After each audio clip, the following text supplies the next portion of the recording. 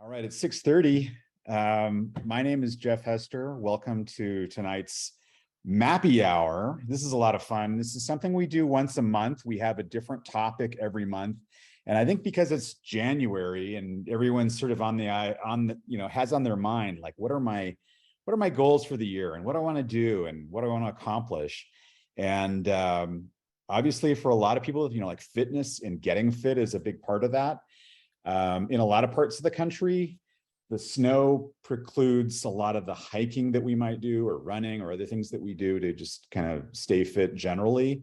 And just coming off the holidays, people oftentimes take some time off. They're visiting with family and, maybe eating a few too many holiday cookies. And they're thinking, well, I need to get back into it. And so tonight what we're going to do is we're going to talk about hiking and getting hike fit for the trail. And I've got with me tonight Lee from Trailside Fitness. And Lee is a certified personal trainer and a physical therapy assistant and has through hiked the PCT in 2018, right? Your trail name was Flick? That's correct. Yeah. And he has his business, Trailside, is focused on helping people get fit for the especially for long trails, like doing the PCT. You can see in his background, he's got the Pacific Crest Trail emblem on the wall behind him and some photos of the Mexican border and the Canadian border from that trip. So that's his specific focus. But I think a lot of the things really apply to all levels of hiking and all kinds of hiking. So if you're even just doing day hikes, certainly for people who are doing something like the 6-Pack of Peaks Challenge, it's a huge thing to be able to do. And I think it makes sense. You can't just jump off the couch and go do something like that. You need to prepare yourself for that. And so that's what we're gonna talk about. So Lee, I know I kind of gave you a sort of a crude intro there. How'd I do? Was that anything I left out you want to talk about? No, it's pretty solid. We'll definitely dive into a little intro here as well. Just talk a little bit about who I am and how I got started in this business and what my background is, and a little more specifically what I do. And then, of course, this training program that we put together for you guys. So I'm going to go ahead and do a screen share, and we'll just pull up it says disabled participant screen sharing. So I may not be able to. Oh, there we go. Okay, give it one more shot. There you go. There we go. All right. So it always takes me a second to get this tech stuff sorted. There we are. So I have been a physical therapist since 2014, a physical therapist assistant.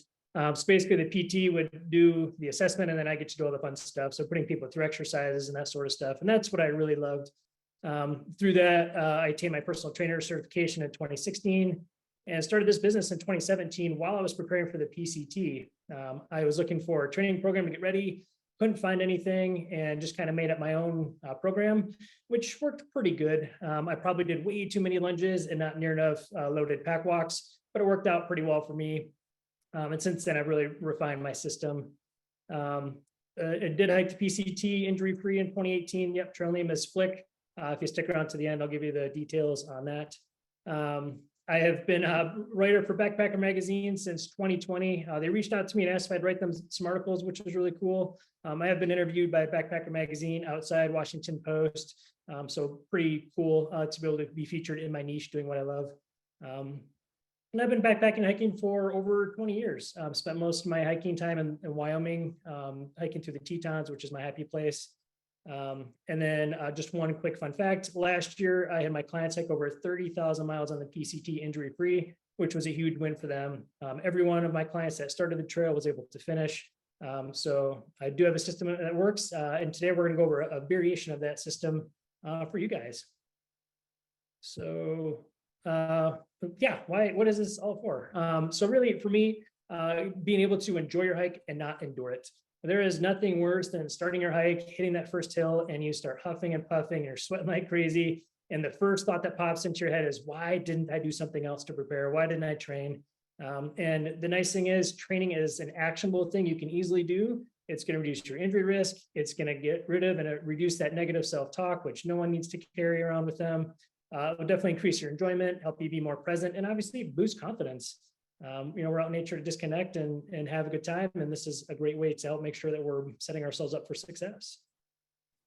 Program design. So who's it for? This particular program, you're probably wondering why Tony Little is on the gazelle on your screen. And really, he's just my fitness icon. He's my spirit animal for fitness.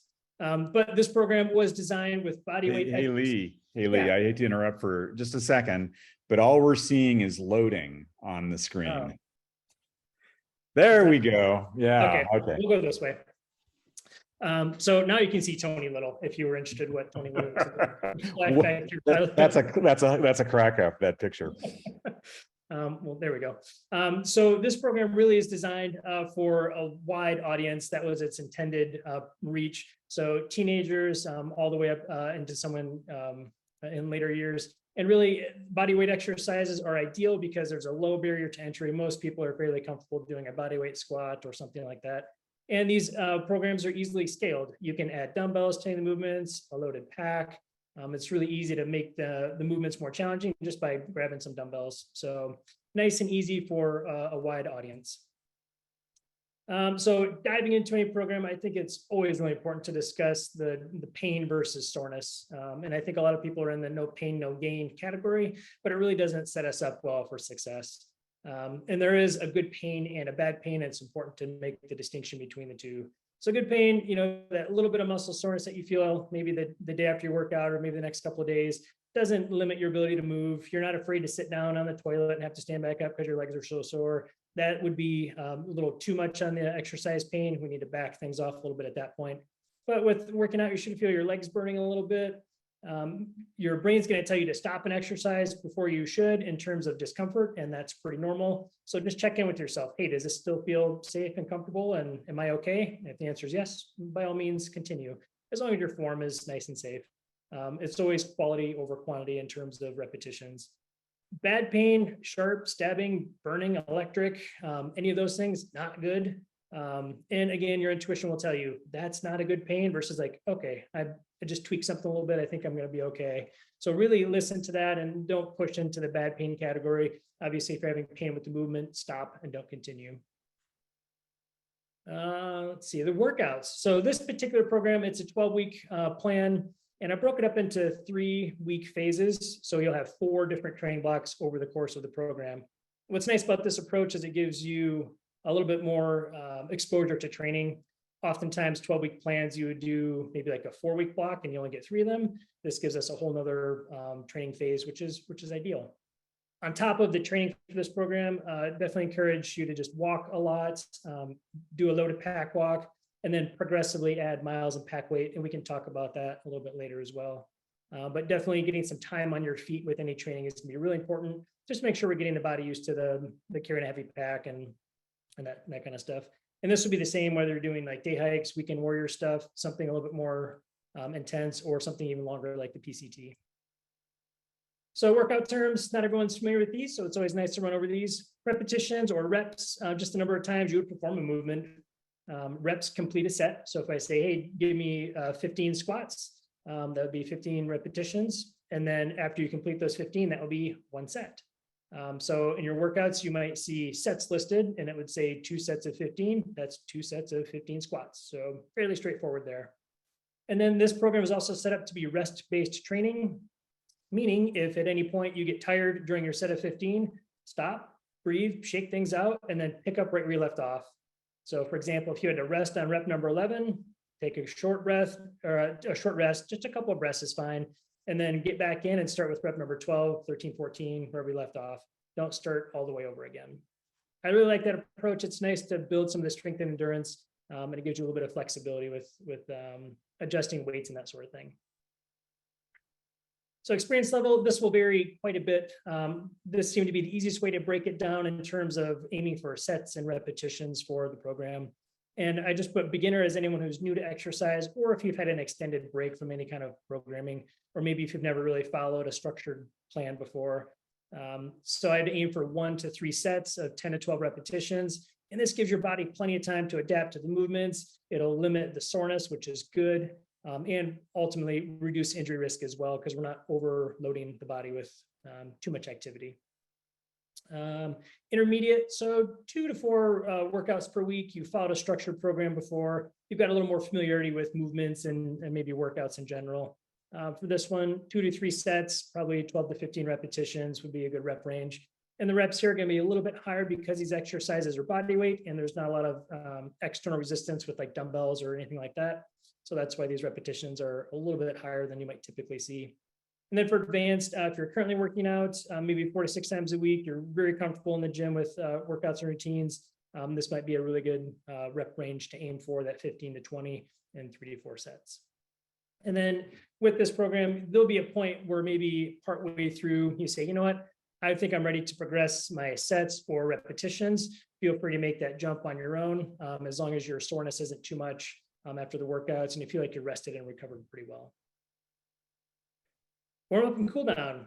You got to do it. It's super simple. I know in my mid 40s now, warming up and cooling down is much more a part of my structured workout than it has been in the past. It definitely makes a difference. And in this workout, I want to distinguish between dynamic movements and then static stretches. So dynamic warm up would be something like jump rope, jumping jacks, running in place. You're getting things moving. Walking knee huggers, yeah, butt kickers, lunges, squats, arm circles. Really basic, easy movements just to get the blood flowing, wake up the nervous system a little bit. And then once the workout's done for the cool down, just some simple stretches, quads, hamstrings, calf muscle, shoulders. And these are the stretches you might hold for like 3 sets of 20 seconds, for example. This type of stretching and warm up. So the warm up in the beginning helps to get that nervous system activated, wakes us up a little bit. The static stretches at the end tell the nervous system, hey, it's okay. It's time to calm down and relax, go more into that rest and digest mode. So it's set up very specifically in that way. So as far as the program itself goes, each phase will have a few different things mixed in there. With weeks 1 through 3, really the main goal here is to stay consistent, get into a good routine, plan your week out, and just try and get into the habit of doing the workouts. And at this point, if you're new to exercise, expect some soreness, and this will certainly decrease over the coming weeks. Weeks 4 through 6 for this program, you're going to see a little bit of variety pop in during this phase, which is obviously great for motivation and kind of gets rid of some of the boredom and some of the issues that come up with that. Single leg exercises, you'll see those pop up, as well as exercises in different planes of motion. So maybe something out to the side or back behind or in a diagonal direction. This is really good to help with muscle imbalances. It does help to reduce injury risk as well, because we're training the body in different planes of motion. Hiking is very much a one direction activity. And if we can train in other directions, it really does help to build a nice, strong physical foundation to reduce injuries. And this one here, again, if you're feeling comfortable with the sets and reps you started at, maybe a good time to readdress that and maybe bump up the sets or number of repetitions you're doing if everything is feeling good. Weeks 7 through 9. So yeah, motivation here is going to wane. It's pretty typical. Almost all of my clients experience some sort of dip in motivation around this time. It's becoming a routine. You kind of know what to expect. And it gets to be a little bit of a drag sometimes on the schedule. So just remember your why for doing it. And this is also a good time to lean into myself or Jeff or the team for some support if you're feeling like your motivation is really waning. Sometimes just to check in there can be really helpful. We're progressing the exercises also from the previous phases. So in phase 1, for example, if we did squats, this phase we're going to do goblet squats. So it's just a different variation of the same movement. And then again, adjust sets and reps as needed. And then you may see a couple of other exercises return as well, like the wall row. And this is for a couple of reasons. One, there's not a lot of options for bodyweight movements. The wall row is a great addition for back and arm strength. And if you did it in phase 1, you now get to see the change. How much easier is it? You can feel the progress in that way. So that's always nice. And especially if you're able to bump up in repetitions. Weeks 10 through 12, final stretch. You just got to stick with it. You're in the home stretch. This is it. Spring's around the corner by this time. You're getting ready to get out and hit the trails. You'll see more single leg exercises and then a few more progressions that pop up with the program here as well. And then cardio options. So there's a few different things we could look at for cardio. So the strength side of things is great. Probably 2 to 3 times a week is pretty good there. I'd say if most of you are able to get in 2 of the strength workouts per week and then maybe 1 to 2 cardio sessions, that's a really good balance and should really help address all the issues that you need for any of the adventures you got coming up. So we'll talk about some of these different options here. Fartlek training. Fartlek is Swedish for speed play. And basically it's just a really loose form interval style. So for example, if I'm walking my dog and I see the end of the fence there, I think, okay, I'm going to pick up my pace and my intensity to the end of the fence. Once I get there, I'm just going to slow my pace down, recover my breathing. And then whenever I feel rested and recovered for the next one, I pick another thing. Maybe it's a telephone pole, driveway, bush, tree, whatever. And this helps to improve your speed and endurance for hiking. It's super simple. It really does break up just the monotony of a walk sometimes as well. And this works great also if you're hiking. So if you're going up a hill, you can do it for maybe a short switchback or something like that, increase your intensity, slow it down for the next one. If you are curious to learn more about this, you can head to my YouTube channel. There's some information on that coming. There's a video specifically on fartlek training. Stair intervals, this is another great option, especially if you live somewhere that's really flat and don't have the option to really get up on stairs or do anything more significant on hills. This could literally be done on any step, stack of books, cinder block, doesn't have to be anything special or fancy, or something longer if you've got that available to you. But there's a few different step series that I walk you through. So maybe you do every single step on the way up the first time, if it's a flight of stairs, for example. And then the second time up, you would, one flight would be every step. The next flight is every other step. And then you just keep alternating back and forth between the two. And then your third round, you're gonna do every other step all the way up to the top. And then you just repeat that cycle. It's very simple. There's a video with this particular workout on my YouTube channel as well. Tempo walking, this one I like a lot too. It's very simple to do. This one, you're gonna walk faster or pick up your intensity for 1 minute and then walk slower and recover for 1 minute. So it's a little more structure than you get with fartlek training. And you would do that 1 minute interval walking and resting for the first week. The second week, you're going to increase the intensity up to 2 minutes. So just walk at a faster pace for 2 minutes, but keep that recovery at a 1 minute pace or 1 minute time interval. Third week, same thing, add another minute. So now we're 3 minutes of walking fast or higher intensity, and then 1 minute of walking slow. Super simple, really effective to help improve that low intensity endurance that we need for hikers. Hikers don't need running. We don't need plyometrics like box jumps or burpees. Those activities don't transfer well to hiking. In this type of training, the fartlek intervals, tempo walking, and stair intervals, loaded pack walks, these are perfect to address the cardiovascular system that we need to access as hikers. And if you think about it, most of the hiking that we do we're nose breathing or we're talking with people. It's a more comfortable pace. Yeah, it gets a little more intense on some of the hills and that kind of thing, or at higher elevation. But there's some techniques and tactics to work on that, which we could cover in questions if you guys are interested. Loaded pack walks, these are fantastic. So typically I would have my clients do 45 to 60 minutes of loaded pack walking once per week. And the idea here is you're putting on a heavier pack than you would typically carry maybe on your training hike. So if you're not sure where to start with loaded pack walks, 10% of your body weight is fine. So if you weigh 185 pounds, you use an 18.5 pound pack for an example, put that on, go for a walk, see how things feel. Everything feels fine that week, add 2 or 3 pounds the next week, and just repeat that process each week. Very simple. It doesn't matter if it's flat terrain or hilly or wherever you're walking, just put the pack on, go for a walk. Training hikes would be kind of the next evolution of the loaded pack walk. So typically I would start clients with the lower pack weight and the loaded pack walk, and we're going to increase distance and pack weight simultaneously through the course of the program. And that just keeps a nice steady progression with pack weight and mileage or time, which helps to reduce injury risk and helps build up a nice, good foundation for actually leading up to the bigger hikes. And the end goal here would be working up to your actual anticipated pack weight for your hike or your adventure, which is really difficult to break down in this type of program since everyone's got a different pack weight and mileage goal. So if you guys have more specific questions, I can answer those later. Self-care, yeah, injuries. So probably, well, there's no probably about it. It's the #1 reason hikers have to end a hike, whether it's a long distance hike, something shorter. Even if you're newer to day hiking and you choose a hike that's a little ambitious for you, you may find you've got shin splints or plantar fasciitis or something like that. It can happen with just one hike. And for long distance hikers, it is across the board the #1 reason we're not finishing long distance hikes. And most of those injuries are happening in the lower leg, feet, calves, shins, and they're almost all overuse injuries. And the thing with overuse injuries is they are largely preventable, and that's what we're doing with the training program here. If you go from sitting on the couch to doing a hike that's beyond your ability, that's a lot of physical stress for the body, and that starts to irritate the muscles, the tendons and ligaments, and that's what leads to some of these issues. If we're training consistently over the course of 12 or 16 weeks or longer, that gives that tissue time to adapt to the exercise and the activity, and that improves your general fitness, which means now when you step out on a hike, your body has a better ability to handle the stress of that hike, which means less injury risk, which is why we're doing all this.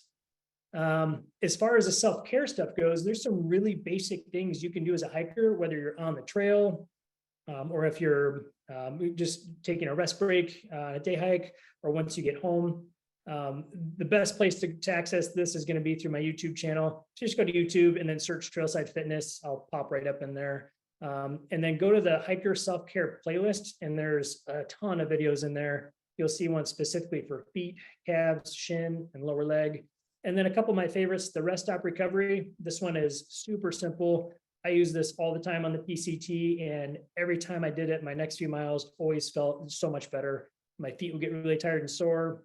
This rest stop recovery is an opportunity to actually eat and then give yourself some self-care at the same time, using your shoe. You'll have to watch the video to see what that's all about. And then the in-camp routine. This is a great routine that just kind of gives you a nice full body stretch and recovery at the end of the day. So if you've got a big pack on, you're hiking the big miles, you get to camp, get everything set up, this is the perfect thing to spend your time doing while your water is warming up to cook dinner or whatever you got going on. So definitely check those out. And then tips, I think pretty much in general. So for this program or anything else you're doing, if you miss a workout, don't feel like you need to make it up. There is absolutely no reason to try and do doubles or make up a missed workout.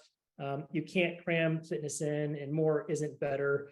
We're trying to be smart and follow a good approach here. So if one day it's just not feeling good and you have to miss it, or work life gets in the way, that's fine. Give yourself a pass and instead focus on sleep, nutrition, hydration, prioritize walking, some things that you can better control, or maybe just do a shortened version of the workout or something like that. But at no point should you feel like you need to go back and make up workouts. That's not going to be in your best interest.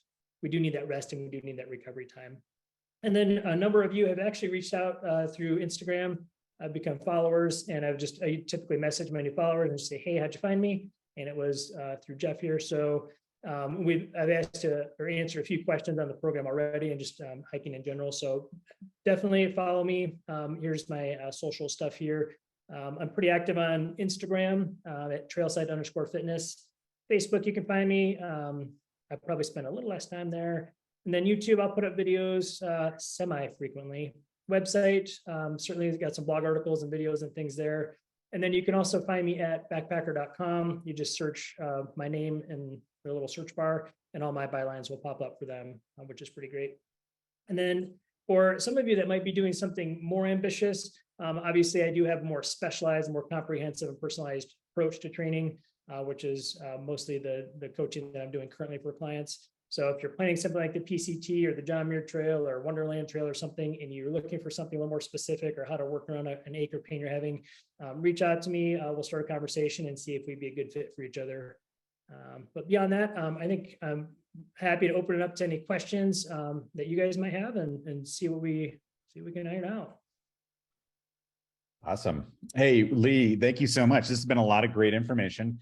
I'm going to just put a note that I had some people say, oh, the discussion's not working, but the Q&A is working. So please, if you have a question, you can enter that into the Q&A. And also the other option is you can raise your hand, and we have the opportunity to unmute you, and you can ask your question directly. So while we're waiting for some questions to come in, what I wanted to do is ask a couple that came to mind with me. Like, for example, I like to do, other kinds of cardio. Like, so for warming up, for example, I have a Peloton cycle in my workout room.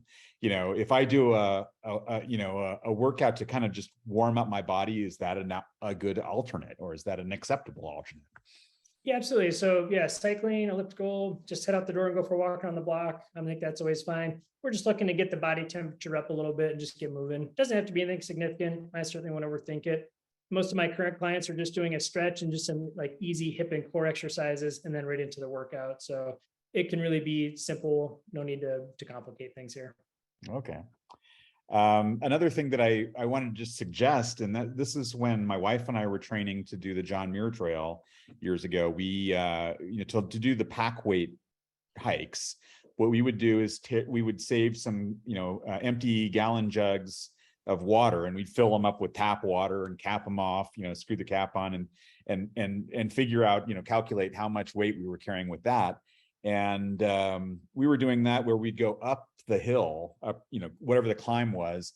And then when we got to the top, we could dump some of the water out. So we're not putting all the load on our knees and our joints on the downhill. So just a little, another alternative to that maybe is more forgiving on your body. Yeah, for sure. I think anytime we can change and adjust load like that, it's perfect. And obviously, if you're going uphill and you're having aches and pains, it's really easy to just adjust the weight in your pack by dumping out some water. No harm in that at all, and definitely a little more stress coming downhill with the extra weight. So I think if we can minimize that, 100%, let's do that.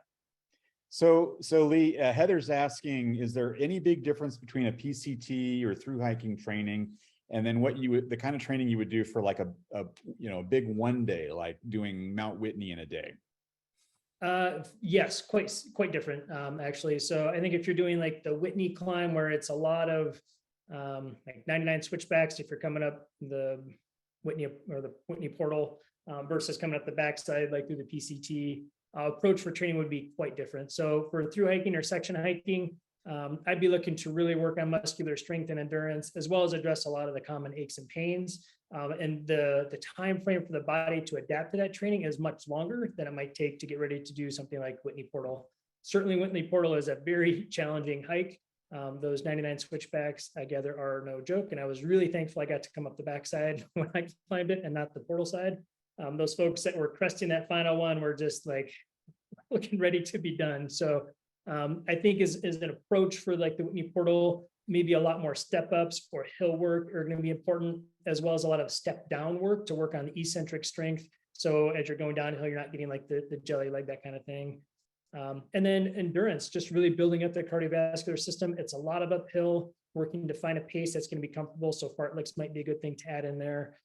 And I think depending on your starting fitness, you may be able to get away with a shorter training program, maybe like 12 weeks versus like 16 to 6 months, or 16 weeks to maybe 6 months, like a lot of my clients are spending with me to get ready for a PCT hike. So maybe a shorter time frame, again, based maybe on your fitness and any other issues you may have going on. Mm-hmm. We have a couple other questions here, but I wanted to throw in another one. You teased us a little bit earlier and said, well, you might give us a little insight into how you came up with your trail name Flick on the PCT. So what's the backstory?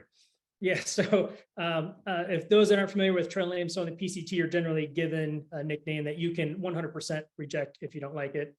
You're by no means stuck with it like you are in high school. So initially my trail name was Wit, because everyone I hiked with thought I had a quick wit. The downside to that trail name was when you get in a car to do a car ride or something into town, and people would ask your trail name, I felt like I had to be witty, but I was really just tired and exhausted. So I didn't like it. So I had it for a couple of weeks. I was like, this isn't for me. And I went nameless for a while. And then I got really proficient at using my trekking pole to flick pine cones while I was walking. Pebbles, stones, pine cones. I could flick sticks and hit specific targets in front or behind. So I guess Flick is a character in A Bug's Life, which is a movie I've never seen, but everyone tells me I'm very much like this character Flick, and also I'm good at flicking things with my trekking poles. So it stuck from there. And I still haven't seen the movie, but I gather it fits from everything I've heard. You're going to have to put that in your queue, I think. Yeah, definitely. So James is asking about using the training method that you're talking about here, the 4 3-week segments. How long would it take to go from hiking 5 to 8 miles now comfortably to hiking the SoCal six pack of peaks? And just for point of reference, there's 12 mountains that are in the Southern California Challenge, and they kind of range from, most of them are about 10 miles or more. So I think the longest and the tallest is San Gorgonio, and that's got, depending on what trailhead you go from, it could be 5,000 vertical feet and about a 18-mile day, let's say. So okay. It depends, which is everyone's favorite answer. So and it depends on a few things. One, how many days you have able to train. Certainly accessibility to get out on trails or spend time doing training hikes and loaded pack walks. And ideally, you're adding maybe 10% distance and pack weight together per week. So depending on where you're at now and how that feels, that might dictate where you want to go. And what I would do for clients is I'd say, okay, if your goal is to hike 16 miles with a 30-pound pack, I put that at week 12. And then I just work backward from there to get what I need to be to start at for week 1. And then this realistically is probably the part of the program that I adjust the most for people that are training with me based on their feedback, how things are feeling, pack weight's too heavy, too light, whatever, aches or pains are coming up, then we kind of reassess and go from there. But I would start with the end goal and then work backward from there to come up with where you need to be. And hopefully that helps give you a little bit of guidance as you're getting ready for that. Let me ask you, Les. So one of the things that I've done in the past is looked at the mileage and also the vertical gain. So, kind of a couple elements to that. And I know that's oversimplifying probably, but one of the things that we would do is work on local hikes that maybe didn't have, had a little bit of vertical gain and worked up to get to that mileage. So if our goal is 13 miles, let's say, we worked up to doing 13 miles that were pretty flat or, a little bit of vertical, a little up and down. And so then we knew we had the distance. Then we added in the vertical gain, and it might not be the big mountain. It might be a roller coaster type hills, that are closer to home. So we're still, maybe we're going up 400 feet and then we're going down 300 feet. And then we're going up 200 feet. And, the net vertical ends up being maybe 2,000 or 3,000 feet in the end. Is that a good way to kind of work up to those larger hikes as well? Yeah, absolutely. Because you're addressing the mileage, which is one of the intensity components, and then you're slowly adding in strength. So I think it's a nice, safe, measured, progressive approach to get there.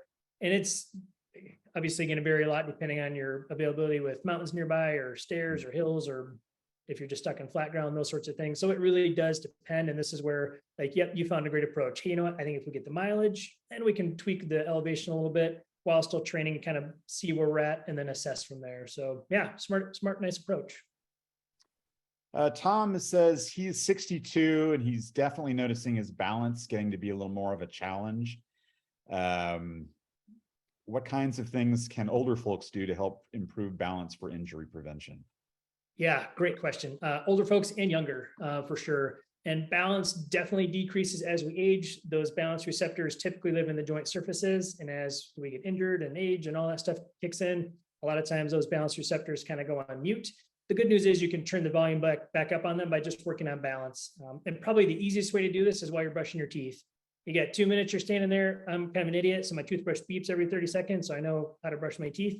So I brush one side, and then when it beeps, I change toothbrush positions, and I switch feet.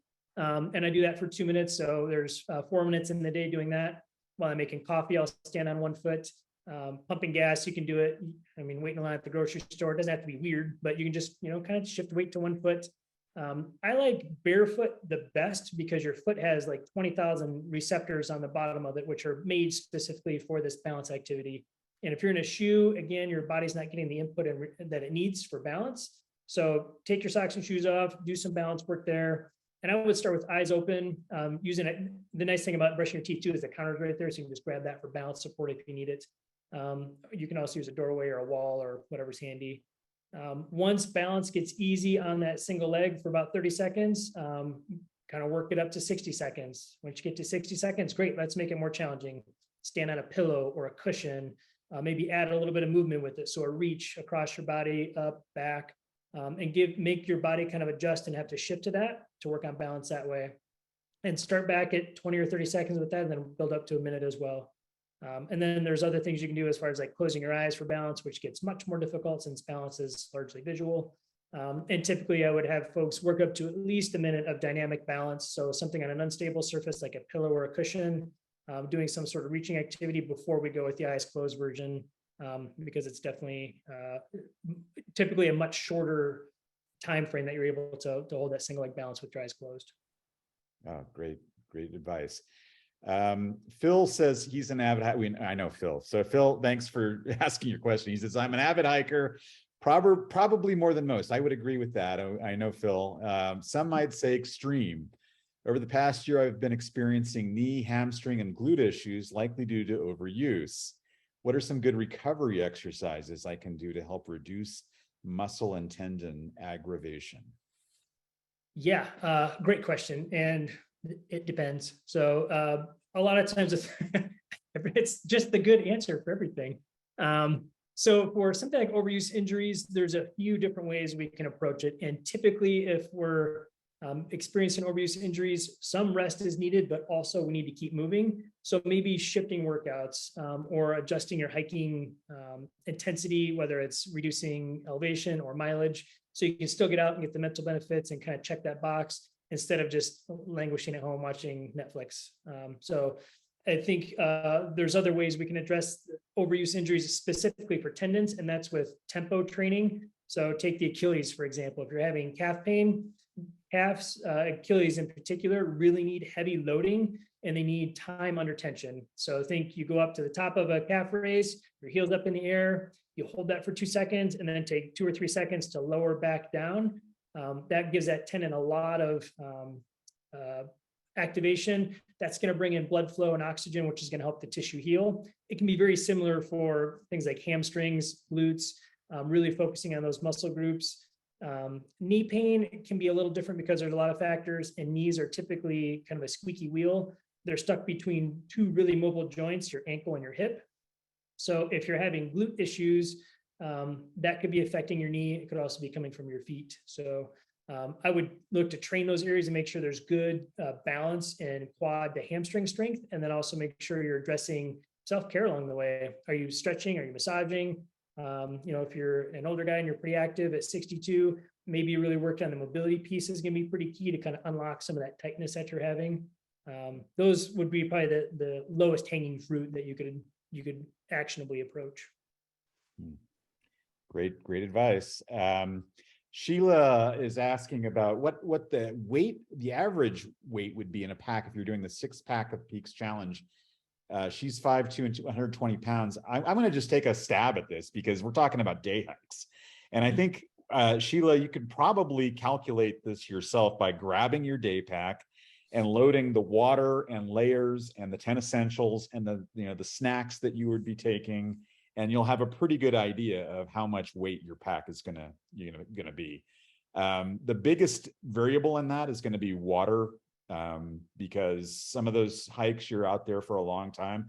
I tend personally, I'm carrying, these 1 liter Nalgene bottles, and I'm carrying several of them, depending on how long the hike is. And I'm drinking about half of that almost every hour. So, if you know what your pace is, how long you're hiking, you'll be able to calculate how much water you need. And if you're lucky, there's places to, replenish your water. If you've got a filter or if there's a water source somewhere that you can get. So that can help, but that would be my advice. And Lee, do you have anything to add to that?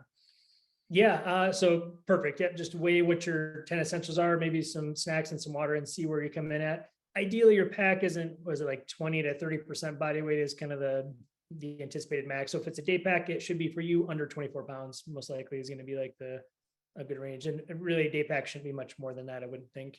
Water obviously weighs a lot, 2.2 pounds an ounce, or 2.2 pounds per liter. So fairly intense. So yeah, just a liter bottle, 2.2 pounds. So if there's water along the way, that's a huge way to cut weight from your pack right off the gate. If there's reliable water sources along the way, one, it provides an opportunity to just rest for a second, and then 2, you're not carrying excess weight with you. One of the things that I often do is when I'm doing my local training hikes or whatever is I tend to be a little bit generous on what I bring with me. So I'm kind of loading my pack up a little heavier than I would if I were actually out there doing it, just because I figure it's just a little extra weight. It's going to give me a little bit of an extra training boost. Is that a good strategy or? It depends on your goal. So if you're working toward maybe doing another peak that's longer and further, and your intent for this hike is, hey, I can turn this into a training hike versus just maybe a more enjoyable walk. Yeah. And I think checking in with yourself to see how you're feeling beforehand is always key. I know sometimes I don't like the hike to feel like a workout. So I might dial things back in the pack a little bit or adjust my pace versus like, what, today I just want to get after it and just get out there and see where I'm at physically and then make adjustments in my training. So you've got a couple of different approaches you could take there. And I would just adjust accordingly. All right. Hey, Jennifer's asking about altitude. So that's one of the things that we haven't really talked too much about, and it's a little bit different for everybody how it affects you. So do you have any advice for people, especially, we have a lot of people in places like Southern California or in Arizona or something like that, where they're pretty low. The Bay Area, they're living at sea level basically. So what can they do to help prepare and deal with altitude? Yeah, so a couple of my favorite things here. First, nose breathing. Always focus on nose breathing as much as you can during your training. And there's a few reasons for this. So with nose breathing, one, it trains your cardiovascular system. We're talking the smaller muscles like in your neck and in the ribs that help to with inspiration and expiration every time you breathe. Two, when you nose breathe, it creates nitric oxide, which is a vasodilator. This gas basically opens up your blood vessels and makes breathing easier, or it makes the transfer of oxygen into the blood much more efficient. It's opening up those blood vessels. When you mouth breathe, you don't get any of that. Those gases aren't produced. And nitric oxide is used for a number of other things in the body, as well as some other gases and things that are produced with the nose breath.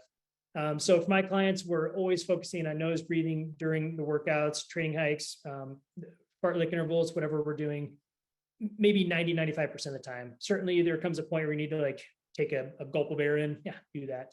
But this will really address some of the cardiovascular stuff, which will help when you get to higher elevation. It makes that process feel a little more easier, more comfortable. And initially my clients will say, hey, if my nose runs more, or maybe my sinuses feel dry doing this, or it's really hard. Yep, just like any other system, it will adapt as you're going through.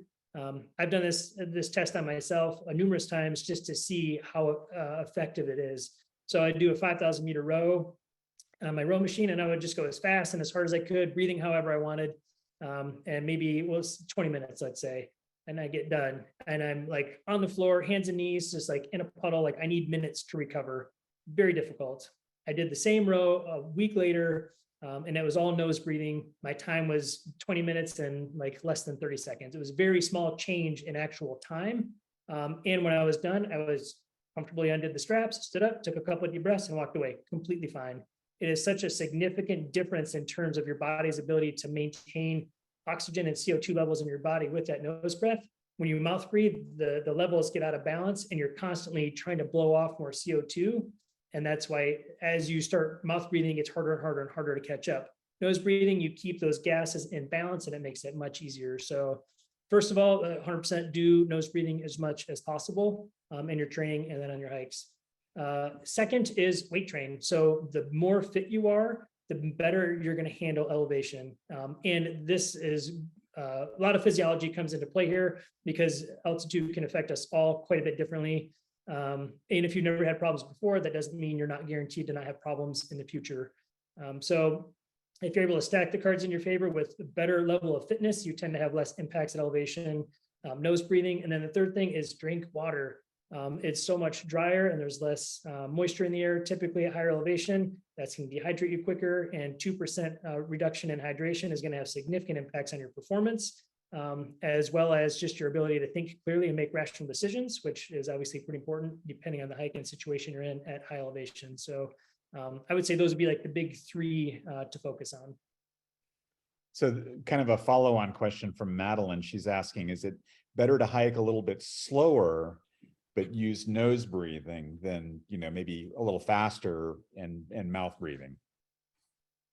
Yes. So at first it's going to feel like a bit of a governor. It's slowing you down because you're stuck nose breathing and you feel like you're just breathing like crazy. But once those lungs kind of open up and you start to access the parts, because as we're just sitting here breathing, we're not using full lung capacity. We're just using a very shallow part of that.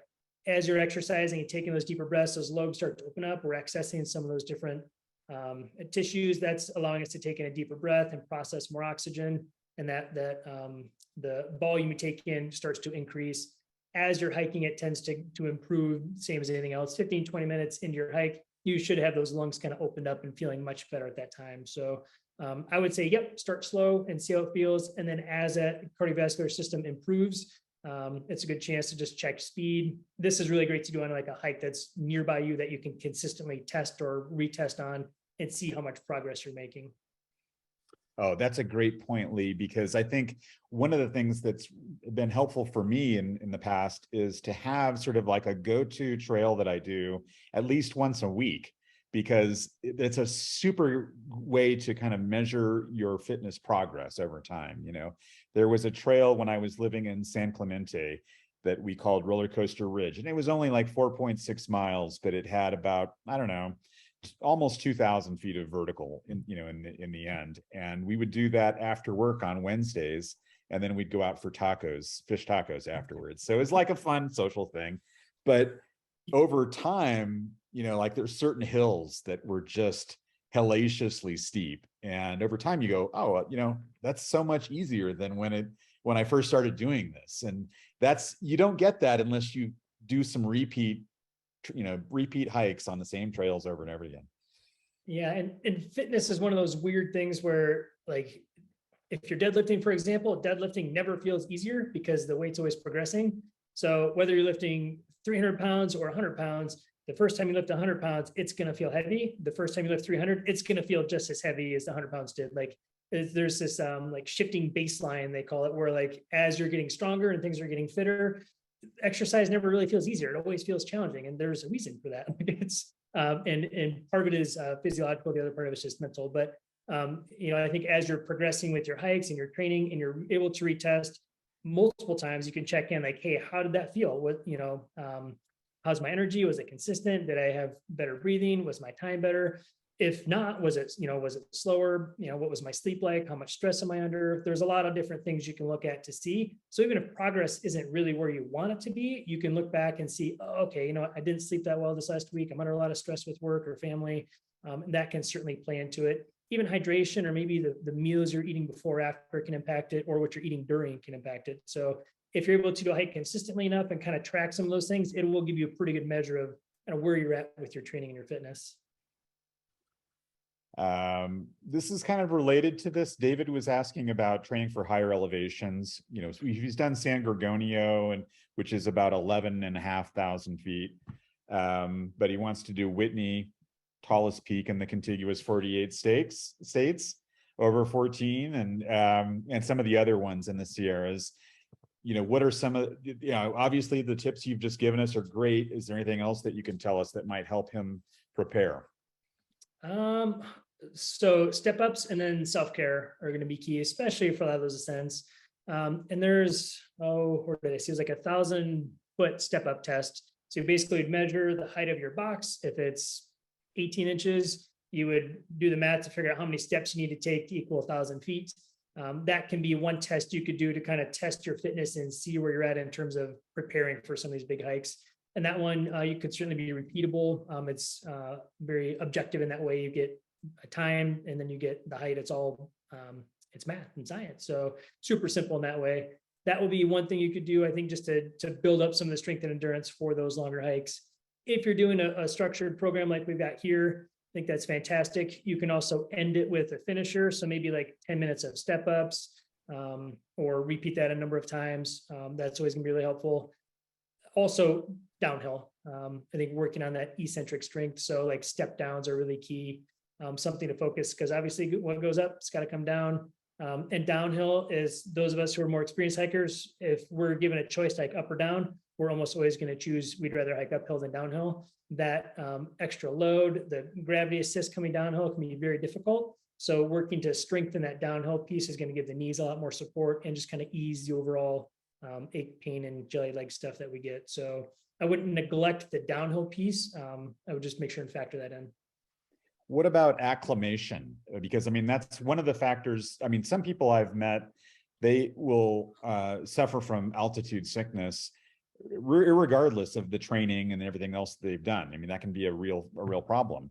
One of the things that I've often recommended is that people spend at least one night, and preferably two, at above 10,000 feet or whatever, so that their body begins to acclimate to that higher elevation. Any advice along those lines? Yeah. So when I first moved to Jackson Hole, it's 6,800 feet. So it's over a mile high. And I worked in hospitality, and people would always come into the hotel and they'd head to the bar and they'd Next day, they were just a train wreck. And not because they drank so much, it's because they were dehydrated and then drank alcohol, and it hits you differently at elevation. So first things first, hydrate. Like no matter what, when you get to elevation, hydrate. And yeah, absolutely spend a day just at elevation, go for a walk or do something. It may feel a little challenging, but even 24 hours in a higher elevation, your body starts to produce more red blood cells, which carries more oxygen through your system and makes that process much easier. And over the course of 2 or 3 days, it gets much, much easier. But if you were to fly into the Tetons, spend a couple of days in Jackson Hole, and then head up to do the Teton Crest, you're probably still going to find that it feels harder to move.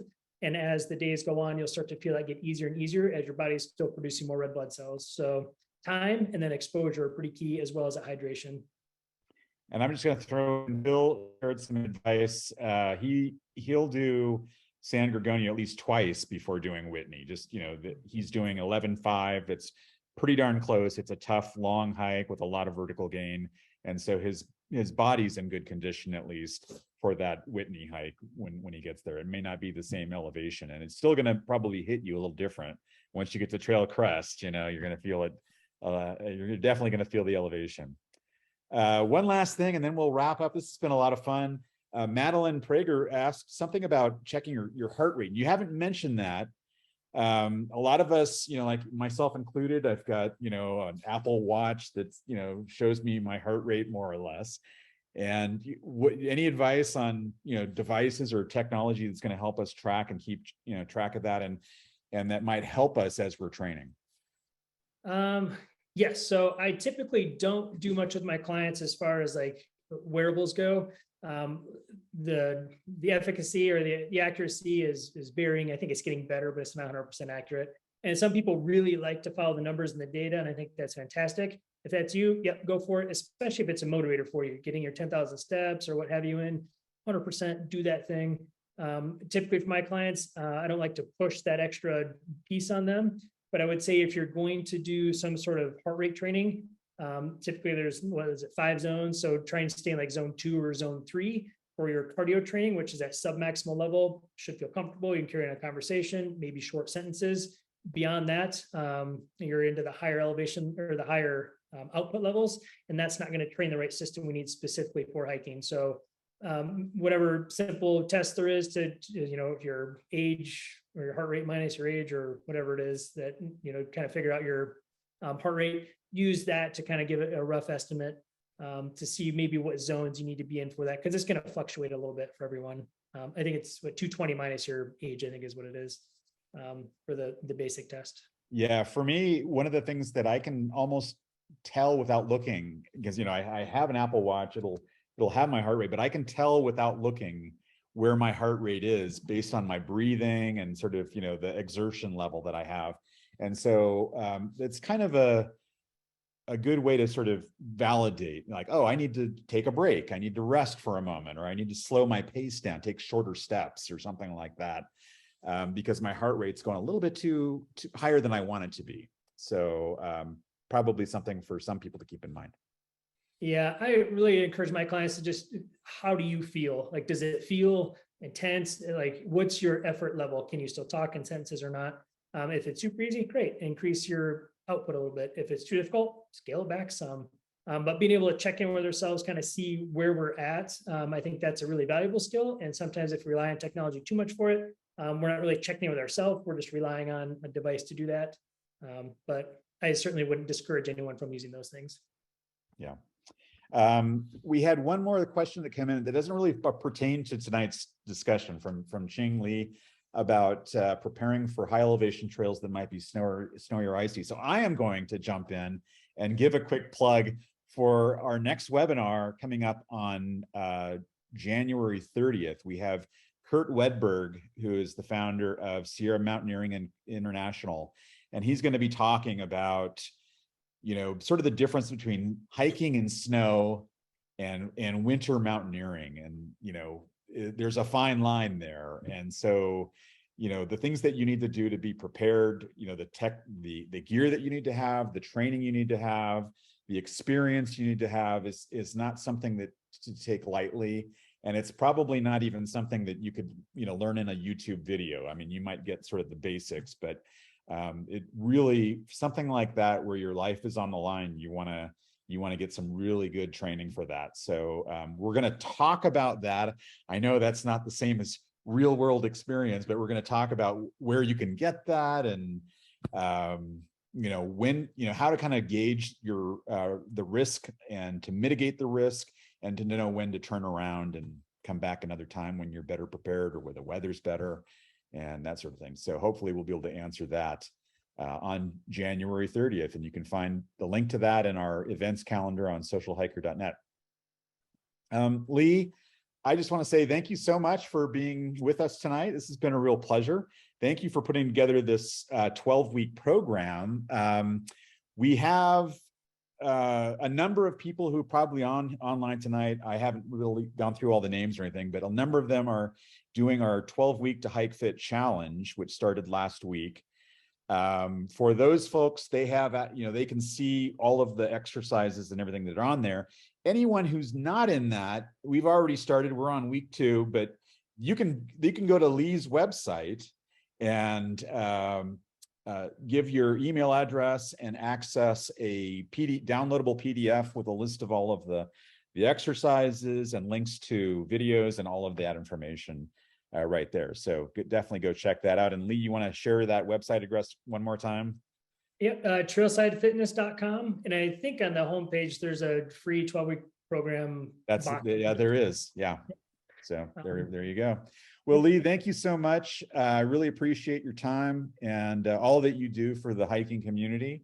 And I hope we get a chance to talk to you again someday soon. Likewise. And thanks for having me, guys. Really appreciate it. This was a lot of fun. All right.